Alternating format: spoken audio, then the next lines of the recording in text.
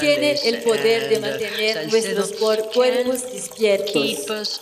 Depende solamente de nuestro deseo. Gracias.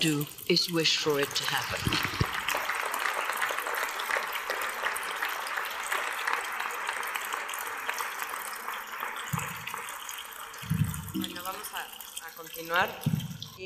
Ahora vamos con Emilio Tarazona. Emilio es crítico y curador independiente. Trabaja en desenterrar prácticas artísticas que han quedado completamente perdidas y olvidadas en la historiografía del canon. Ha realizado exposiciones como Accionismo en el Perú, Rastros y Fuentes para una primera genealogía, 1965-2000, con Javier Salazar, Supervisiones, antes, durante, después, 1977-2006. En 2007, junto a Miguel López, realizó la exposición La persistencia de lo efímero, Orígenes del nuevo objetuatismo peruano, Ambientaciones, Happenings, Arte conceptual. Y presentó también la exposición Arte Nuevo y el Fulgor de la Vanguardia. Desde el trabajo que va en contracorriente, Emilio continúa construyendo historiografías y abriendo prácticas que, desde la fuerza del tiempo que encierran, se despliegan ante nosotros para inventar otra historia de las prácticas artísticas.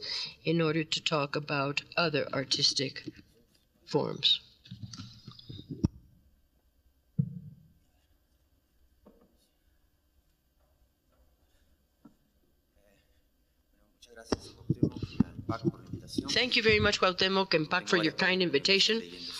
I'm going to start off reading. Aspectos de la obra de Juan Javier Salazar, vistos desde el cambio climático y socioeconómico del Perú contemporáneo. Un señalamiento de áreas antes no advertidas en el ámbito del arte sudamericano contemporáneo ocurrido en la última década parece generar expectativas por irrumpir, vulnerar y en algunos casos remover por completo de su terreno los relatos hegemónicos hasta hoy ensayados por la historia. Son versiones divergentes a esta última, relacionados en muchos casos con propuestas artísticas no objetuales, las que están reconfigurándose, y en ese decurso reciente de enfoques críticos, cartografiar y dar nombre se han vuelto instancias tan complejas como la tarea de procurar consistencia teórica a las experiencias redivivas, entendidas aquí como memorias en busca de un lugar. Toda función de trazado y denominación son en suma modos de representación y por lo mismo se develan como agendas políticas concretas. Varios de los esquemas, no obstante, se mantienen y para muchos no es tan sencillo resistirse a la costumbre o el consenso de pensar en función de posiciones aparentes y fuertemente inoculadas en relación a las otras partes del planeta, Oriente y Occidente, Norte y Sur, primer, segundo, tercer y cuarto mundos o centro y periferia. Ante el desgaste de todas estas relaciones de poder que han definido y definen aún el rol subalterno de unas civilizaciones sobre otras, la tarea parece apuntar también a quebrar el monólogo de la civilización dominante y afectar el sistema que ella actualmente impone. Se trata así de configurar una nueva estructura geopolítica cognitiva de relaciones al interior de un campo en donde una sola perspectiva epistemológica se ha inscrito como principio cardenal de conocimiento. Cito aquí una frase de Walter Miñolo. Occidente ha sido la única región geohistórica que es a la vez parte de la clasificación del mundo y la única perspectiva que tiene el privilegio de contar con las categorías de pensamiento desde las que se describe, clasifica, comprende y hace progresar, entre comillas, al resto del mundo. Fin de la cita. Esta perspectiva ha sido ampliamente reproducida en la mentalidad colonial heredada, interiorizada y en gran medida presente dentro del sector de la población dominante en los países subordinados.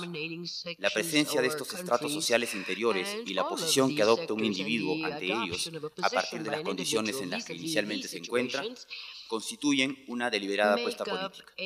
Eludir la condición privilegiada de habitar un lugar de enunciación de mayores alcances parecía así la opción asumida en un momento por el artista peruano Juan Javier Salazar, quien luego de sus primeras apariciones en la escena cultural decide recluirse durante unos años en un terreno en Cieneguilla, extremo oeste de Lima, en donde pretendía dedicarse a una vida semicampesina, manteniendo una distancia prudencial con el circuito artístico capitalino y huyendo de un estado que pronto le daría el alcance impulsado por el rápido crecimiento de la ciudad.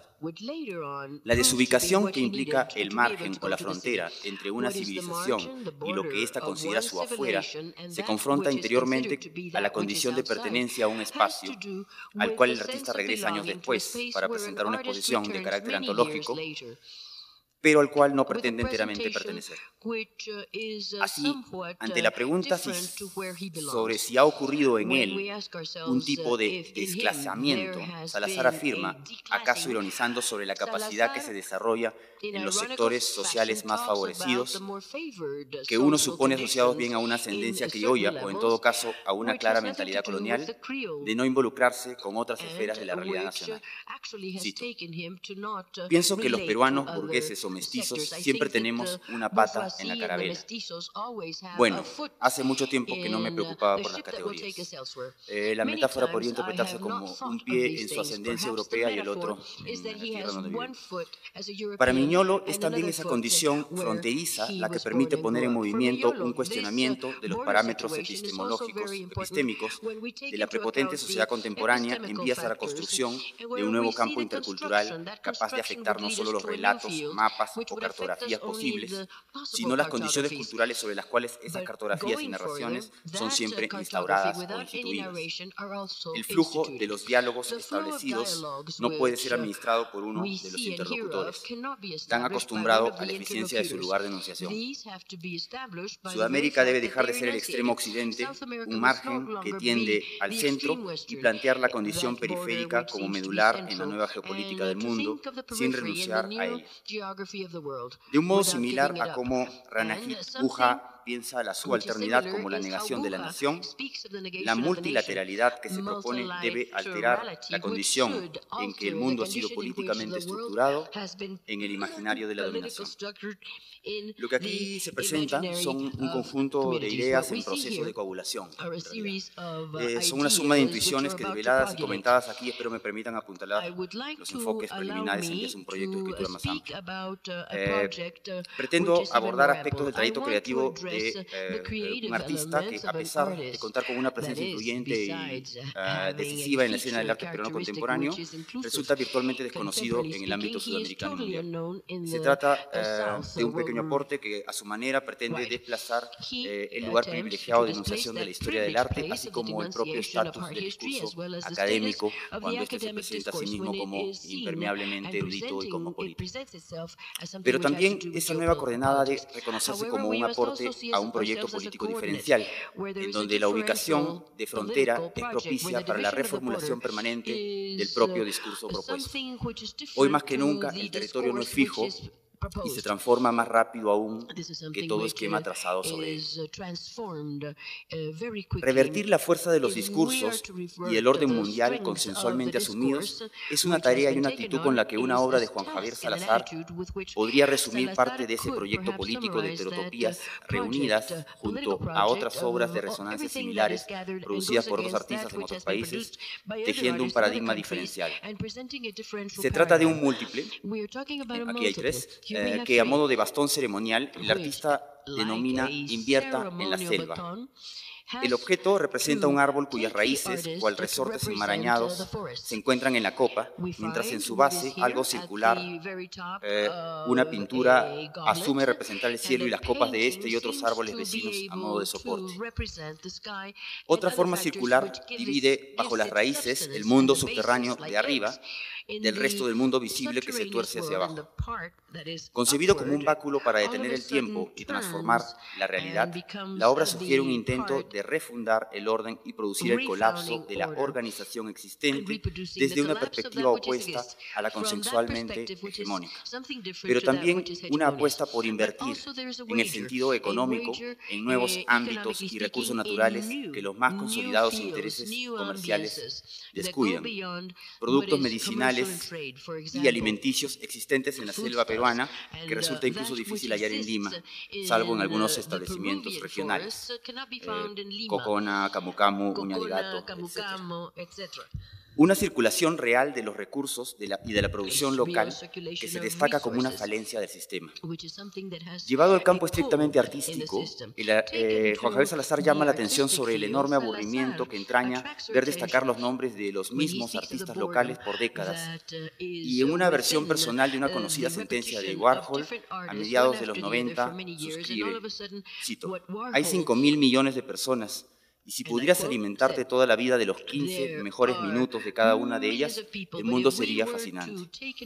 Los occidentales pensaron que el mundo era plano y después descubrieron América y creyeron que era redondo, pero en realidad tiende la tendencia a aplanarse. Lo están volviendo plano de nuevo. Hay un más media brutal, demasiada gente, y el resultado es una mediocridad espantosa. Así, la reescritura del arte sudamericano contemporáneo que destacaba inicialmente pretende cambiar el curso homogenizador de un cauce para producir encuentros sin afluencias. No se trata de hacer más ancho el río, sino de interrumpir su flujo principal e incluso generar intersecciones y vías eferentes. No obstante, aquel gesto propiciatorio presente en el objeto de cobre denominado Invierte en la Selva, así como en varios otros trabajos producidos por el artista, incluso enfatizando sus reverberaciones culturales o propiedades mágicas, no nos regresa a la idea de un arte sudamericano que pretende recuperar lo fantástico con el carácter romántico, ahistórico y absurdamente despolitizado con el que se hacía a fines de los 80 e inicios de los 90. Salazar ha permanecido involucrado con lo inmediato, incluso con lo circunstancial, que acontece en la esfera de lo público, inscribiendo sobre esta elementos simbólicos, y no solo simbólicos, como respuesta a determinadas fuerzas de control y dominación, sean estas locales o no. Primer subtítulo es Naufragio en el desierto. Concluidas las fugaces aún cuando intensas experiencias colectivas en las que participa a fines de los 70 e inicios de los 80, Salazar establece su continuidad positiva en Lima con una muestra emblemática titulada La grasa y el sistema, realizada en 1981. En esta individual que exhibe la primera versión en pintura sobre madera de la que puede ser considerada su obra más comentada y mejor conocida. Bajo el título de Perú, País del Mañana, la imagen emplazada sobre varias planchas de triplé, madera bastante delgada y flexible, despliega una serie amplia de viñetas en donde reproduce en orden cronológico, con estilo poco elaborado y prolijo, los retratos oficiales de un conjunto significativo de presidentes de la República desde la independencia peruana en 1821. A pesar de lo que el paródico lema progresista sugiere, el trabajo no apunta a augurar la promesa de una nación de futuro próspero. Por el contrario, constituye un comentario sobre el pasado y el presente. Salazar añade a todos ellos un globo de historieta, anunciando la palabra mañana como una manera habitual, muy peruana, dicen, de mantener una actitud esquiva hacia el hoy. Se trata de una cáustica referencia a la procrastinación que ha caracterizado el proyecto de la modernidad en el país desde su origen, y una emblemática síntesis de la impotencia del poder dirigente a lo largo de la historia nacional. Es, no obstante, otra propuesta de carácter incidental la que aquí se vuelve un anuncio de las que esta lectura enfoca de manera más precisa. El artista decide colocar en la pequeña sala expositiva huevos fritos hechos en yeso y pintura amarilla, separados y disgregados por el suelo. Estos serían colocados a pocos días de la inauguración a modo de respuesta casi voluntaria a una lapidaria crítica contra la muestra, publicada en una revista local. ¿Acaso la impresión es aquí asumir el desgarbo y la precariedad extremos que, a pesar de algunos grabados enmarcados también incluidos en la muestra, estaban ya presentes en las obras incluidas? El riesgo necesario, sin intención, es hacer un omelette, pero también obligar al espectador a sortear este espacio como quien se desliza por un terreno minado de delicados obstáculos. Esta disposición de objetos será retomada en 1985, cuando el artista presenta una nueva exhibición. La figura de este personaje rodeado de agua que aparece al centro es incluida en grabados, pero también se transpone hacia siluetas caladas en madera que toman nuevamente el piso y los muros de la sala. Las primeras piezas de esta instalación fueron realizadas con los despojos de un pequeño bote inservible obsequiado al artista. Es aquí que junto con la imagen emerge consistentemente el interés de Salazar por la precipitación de agua sobre la tierra.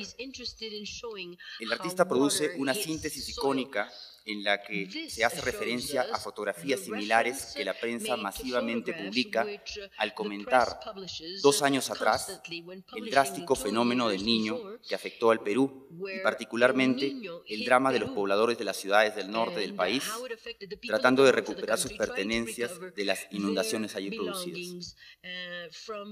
Entre ellas, el artista recuerda particularmente la fotografía en la que un damnificado se abre paso en medio de las aguas sosteniendo en sus hombros un cuadro religioso. Algunas notas que hacen crónica del momento destacan casos semejantes.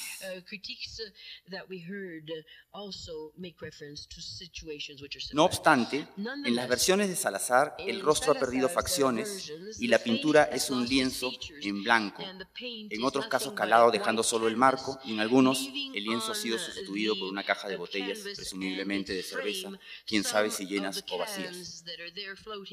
Cito una frase de Juan Javier: quiero transmitir la sensación y la idea de que el peruano promedio es un náufrago que está salvándose y salvando lo que puede y como sea, sostiene el artista. Y no es difícil imaginar en aquella frase también una alusión al propio artista e incluso un retrato fiel de las personas dispuestas a recuperar del río del olvido la memoria de las experiencias artísticas más recientes.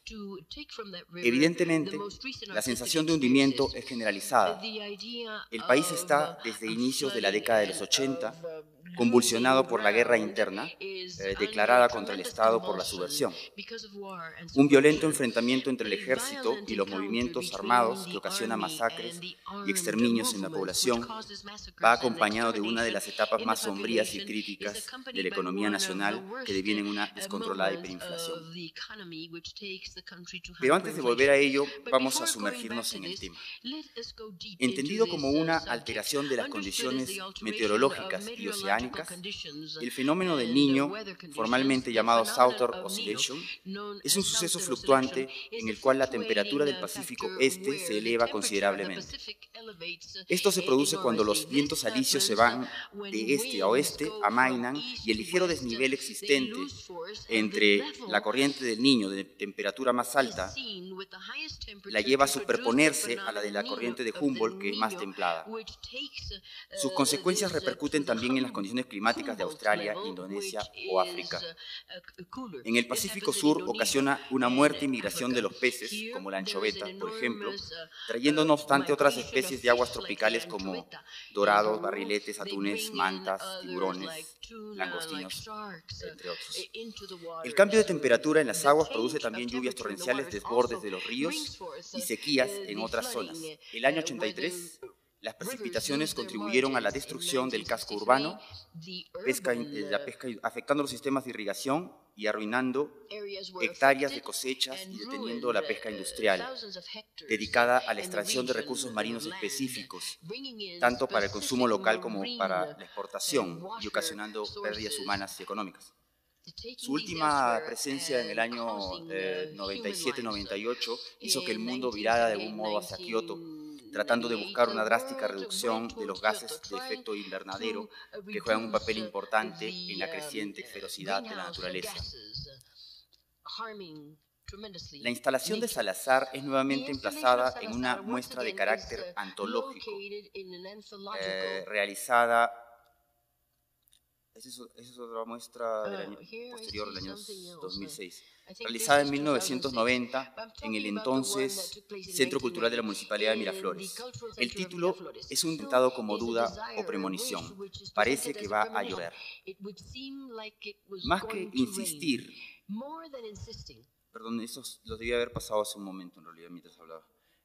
Más que insistir en la tragedia vivida años atrás en el norte del país, Estas mismas figuras disgregadas se tornan un comentario enteramente dispuesto a aludir a Lima y remar a contracorriente de sus particulares condiciones meteorológicas. Para el artista, el objetivo de la muestra es ritual y pretende alterar condiciones del presente. A pesar del alto porcentaje de humedad, Lima es una ciudad costera en donde raras veces una gota se precipita al suelo. En determinados meses del año, ligeras garúas, como lloviznas, no más. Vivimos, dice Salazar, en una ciudad nublada donde hace 20 años que no llueve. Los gobiernos se parecen al clima. Se trata de exorcizar esa situación, afirma entonces. Años antes del comienzo de la etapa republicana, el médico Hipólito Unanue había estudiado las características geográficas y meteorológicas de la ciudad, estableciendo las influencias que el espacio físico y el clima ejercen sobre sus habitantes.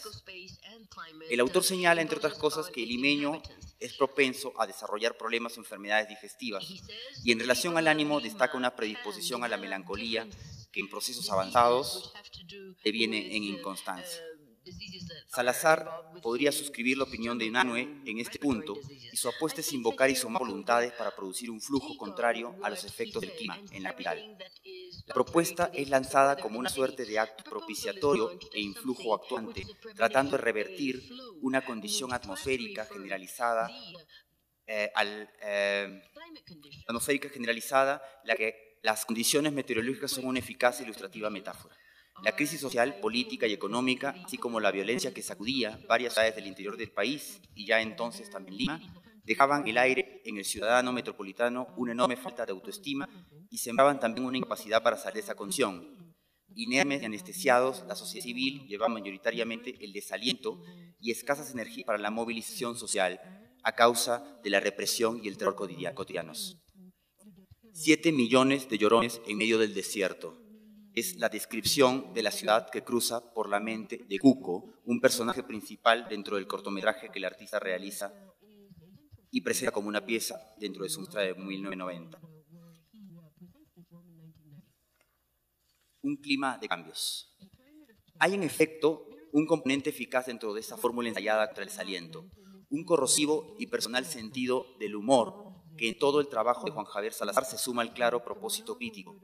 Indistintamente, este componente se dirige tanto a la realidad nacional, la política cultural y el circuito artístico local, como hacia su vida personal. No obstante, ese cáustico e insistente desplazamiento al ridículo al cual arrastra su entorno inmediato, actualmente el crecimiento del coleccionismo y el mercado interno en arte local empieza a destacar su obra, que se ha visto inesperadamente favorecida, convirtiéndose en una suerte de clásico contemporáneo de interés. Este hecho no ha producido una cotización que haga menos frecuente el contacto con un público masivo, popular y de clase media, al cual el artista apunta preferentemente y en donde su obra tiene también una aceptación singular. En otras palabras, adquirir algunas de sus piezas no es en ningún modo oneroso. Siguiendo a otro autor, Felipe Ehrenberg señala en su libro El arte de vivir del arte la diferencia entre público activo y habitual comprador y público pasivo, como el que se reúne mayoritariamente aquí hoy. Cito: aunque el público activo nos parezca a primera vista más deseable, recomienda a los artistas, nuestro verdadero público será siempre el público pasivo. Hasta hoy Salazar se ha adaptado a todas las economías y tiende a distribuir su trabajo tanto en galerías y subastas públicas como en la vía pública, sin renunciar a esa informalidad del intercambio comercial que admite la adquisición a plazos, el regateo y el pilón. Su ácida sinceridad ha producido también desencuentros y rupturas con diversas personas en la misma, aún pequeña y endogámica, escena de las artes visuales en Lima, y por lo mismo, a pesar de su clara aceptación, el incremento y cierto consenso en cuanto a la apreciación de su obra, no encuentra las puertas todo el tiempo abiertas. Pero una de las preguntas que esta lectura plantea es en qué espacios desemboca hoy su intención de afectar la atmósfera anímica de la ciudad en un momento en el que el país atraviesa cambios sustantivos en casi todos los ámbitos. Existen actualmente índices psicológicos y no solo económicos del crecimiento alcanzado por el Perú en los últimos años. La autoestima, la confianza y el optimismo marcan un viraje enorme y ejercen adicionalmente una decisiva influencia sobre una parte significativa de la población. particularmente sobre aquella que permanece mejor insertada en su acceso a los beneficios de un vigoroso circuito económico que se ha visto reactivado o incrementado en su poder adquisitivo. Esa condición atmosférica, consolidada en el siglo XXI, se funda principalmente en la supuesta estabilidad que procura tanto el fin de la guerra interna como el de la dictadura, pero acaso particularmente la plena inserción del país dentro del neoliberalismo globalizado. Y hace pensar que, a diferencia de otros países, el Perú no le teme tanto a la amenaza de la crisis financiera global.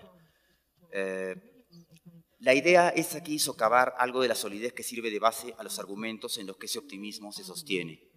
La receta más bien parece decepcionante, de modo distinto, para una mirada perspicaz que nos revela que las condiciones que generaron la subversión y la violencia en el Perú aún persisten, que la democracia se ha convertido en una careta de otros tipos de dominaciones sin participación real y que el capitalismo salvaje se impone sobre un país en medio de un proceso en el que son necesarias sus transformaciones para alterar la lógica interna de un sistema que se nos presenta opresivo, injusto e igualmente devastador.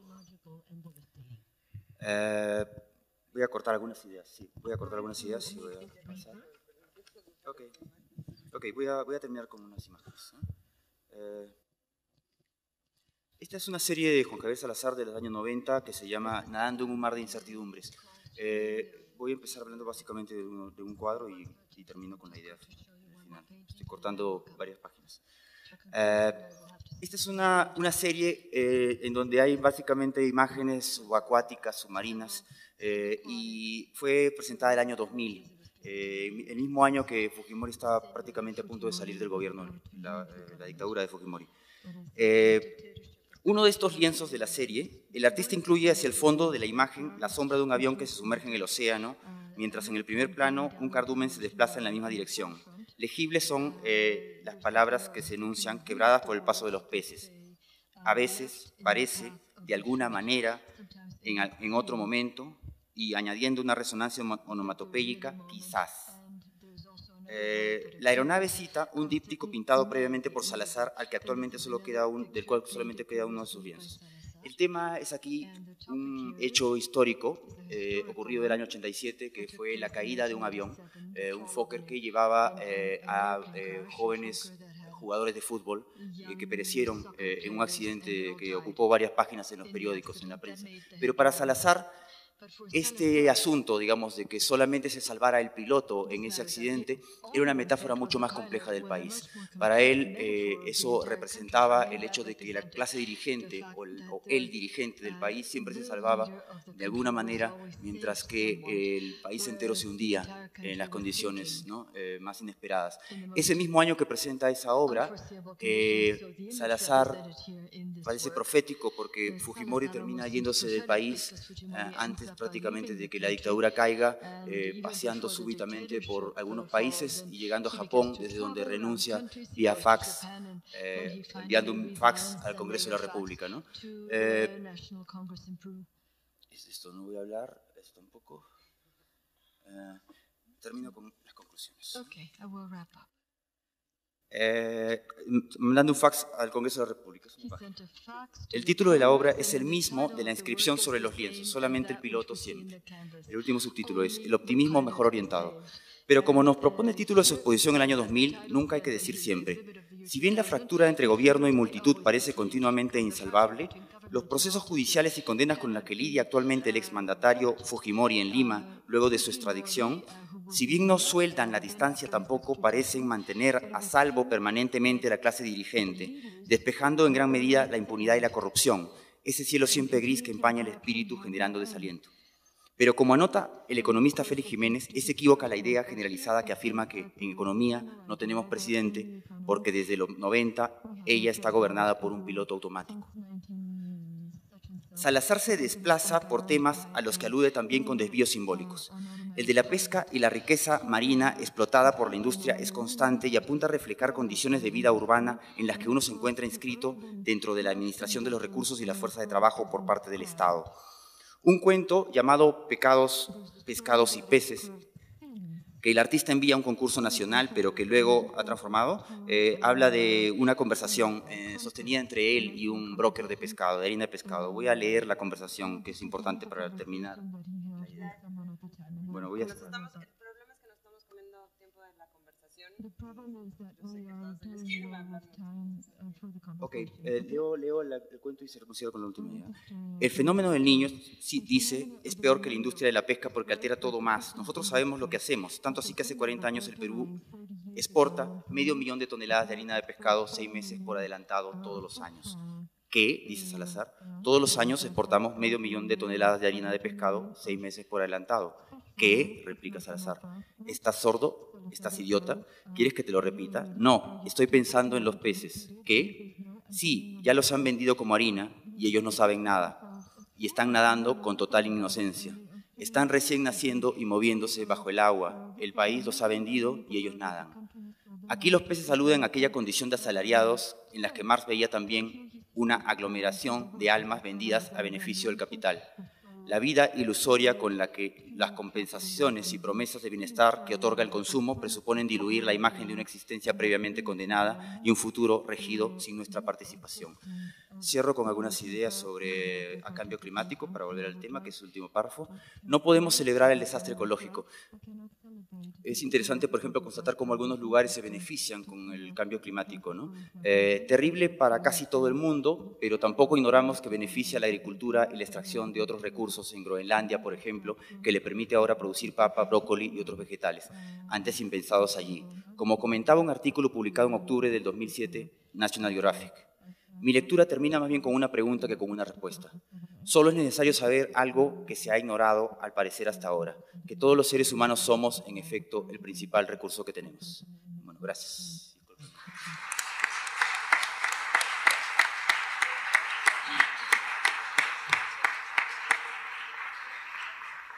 Yo sé que es súper difícil como mantener la atención tanto tiempo y nos vamos cansando y se nos va llevando la cabeza, pero ya vamos terminando. Vamos a seguir con Ana Longoni. Ana Longoni en esta activación de la memoria va a trabajar y ha trabajado todo este tiempo